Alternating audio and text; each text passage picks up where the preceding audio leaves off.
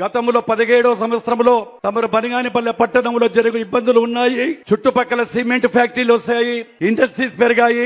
ఎప్పుడో బ్రిటిషుల కాలంలో వేసినటువంటి రోడ్లు ఉన్నాయి. ఆ ఇరుకు సందులలో పోతా ఉంటే ఇబ్బందులు ఎదుర్కొంటా ఉన్నాము. బైపాస్ రోడ్డు కావాలంటే తమరు వెంటనే మాకు ఇవ్వడం జరిగింది సార్.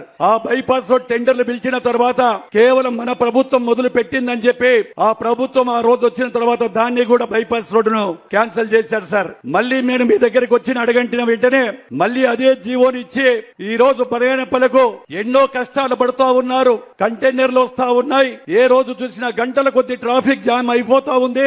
అటువంటి తరుణంలో ఇప్పటికే మీరు ఇచ్చినటువంటి బైపాస్ రోడ్డును 70% పూర్తి చేసుకుని త్వరలోనే వాటిని కూడా ఓపెన్ చేయబోతా ఉన్నాం సార్. ఇది ఒక బనిగానిపల్లె గ్రామ పంచాయతీకి ఒక చరిత్ర సార్. ఎందుకంటే తమరు ఇచ్చినటువంటి స్ఫూర్తితో ఇక్కడ చాలా మంది పేదవాళ్ళు ఉన్నారు, మైనార్టీలు ఉన్నారు.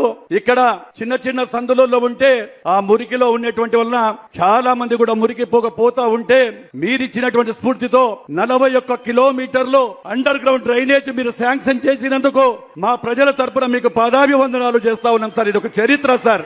41 కిలోమీటర్లు సార్. ఇప్పటికే 28 కిలోమీటర్లు కంప్లీట్ చేశాం సార్ రాత్రింబగళ్ళు. ఈ నెల డిసెంబర్ నాటికే దాన్ని కూడా కంప్లీట్ చేసి తమరికి అంకితం చేస్తానని చెప్పి నేను తెలియజేస్తా ఉన్నాను సార్. గర్వంగా చెప్పగలుగుతున్నాను సార్.